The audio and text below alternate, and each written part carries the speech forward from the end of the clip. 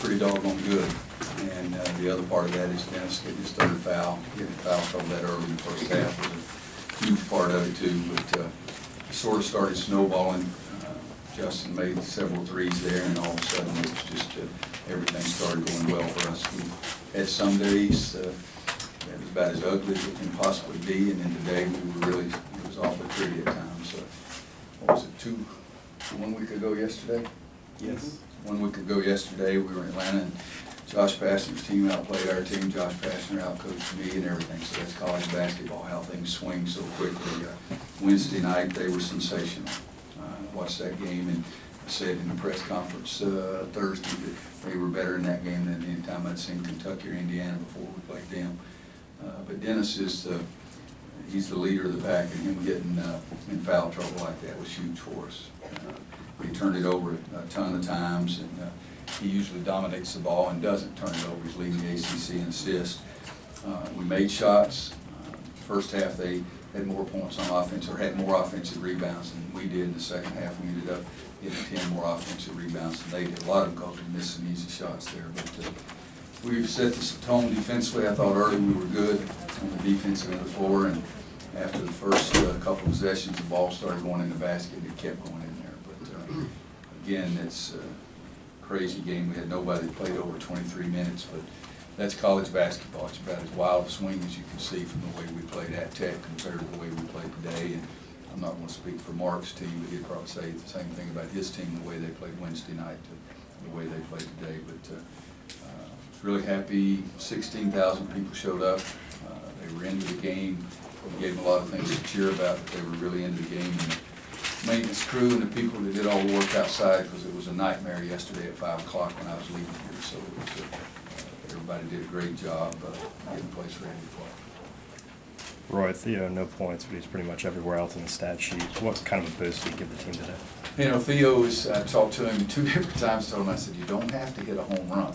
And on 2 of his 3 shots, he tried to hit a home run, you know, just make the simple play and everything. But he's, Clark Kellogg's the first one I ever heard use this, a stat sheet stuffer. That's who Theo is. He's 5 assists, 0 turnovers, 4 steals, 5 rebounds, and 0 for 3. You know, but I did remind him of that out there in the locker room too. But I wanted to get him some minutes. I had no idea how he would play. Probably what he did is about what I expected. You know, so what he ended up getting 15, 14, 13 minutes. So we'll try to get him worked back in there during the course of the preseason before he got hurt. He earned more minutes than that, so we got to get him back to that stage.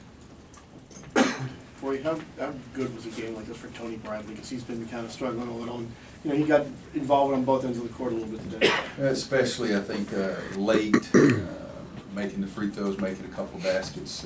It's his birthday today. I told him I've never seen anybody miss a dunk like that on his birthday, but he did get more involved, and I think that was good for him. Roy, 39 points off the turnovers. Was the team that much more active tonight?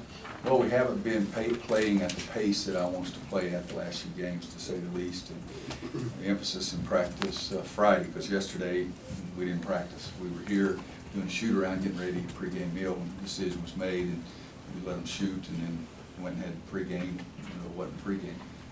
But they were fresh, but on Friday we really tried to emphasize pushing the ball, trying to get back to who we want to be, and I think that was good for us. Roy, in the preseason, I think you used the term with Theo that he's a leader, but he leads in a different kind of a way. And I was wondering if you could elaborate on what you mean. You know, some guys, Tyler Hansbrough was a fantastic leader and hardly said a word, but he just played as hard as he could play every time, so everybody felt like they had to play at that level. Marcus Page said some things and played at a high level. David Noel did the same thing. Those are the guys that I say they're almost the perfect leaders because they back up their own talk with their play. Theo just talks. He just talks. You know, and then for every many games he missed, what he missed, 15 games? 16. Missed 16 games. He'd say, "Come on, close out right." He went flying out there. Maverick went by him like a rocket. You know, I mean, and so he's got to do that part. But he does have a high motor. 3, 4, 5 years ago, whenever it was when I started recruiting him, I thought his high motor was the most impressive thing about him. And when he gets involved and he's playing, people feed off of that. And he does understand the game.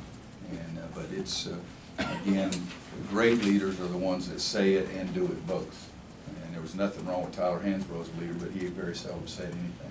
But Theo's going to talk, so he does need to do the right thing when he's on the court too. Elton Mark and Coach Hopkins ready? Seven kind of been through a little bit of a rough stretch as well, and he had some positive things out there tonight. Could you just kind of elaborate on that? I was trying to see, he was 1 for 2, 4 for 6, 4 assists, 2 turnovers. Yeah, one of his turns, he turned it over once, Dennis stole it on the inbounds, and Joel turned it over once, Dennis stole it on the inbounds. And we've got to do a better job than that. But 4-2, I think that's going to get him close to 500. You know, you got to have a great assist-error ratio as a point guard, and you want it to be 2-1, and he's nowhere close to that. But for this game, he wasn't. I did think he showed some burst. You know, a couple times he got the ball out of a crowd or picked it up, and all of a sudden the ball's behind his back and he's attacking the basket. Because he's got a burst and a gear that a lot of people don't have. We just got to get him to use it more. Roy, sometimes motivation might come easily at halftime. What do you say when you're up 33 points at halftime after that kind of first half? I challenged them to play like it was 0-0, try to play the best you can. You know, I reminded him of Georgia Tech, we were ahead at halftime. I don't see any stat over there where it says 1 loss. I don't see us getting anything for being ahead at halftime at Georgia Tech. We took a loss. And, you know, it's needless to say a significant margin, but I didn't talk about winning the game. I talked about playing better in the second half. And again, the offensive rebounds, because they had, as I said, 7 offensive rebounds in the first half, and we had 4, so you can always find some little things to pick on. All right, thank you, Coach. Thanks, guys. Players, we want to go over the locker room.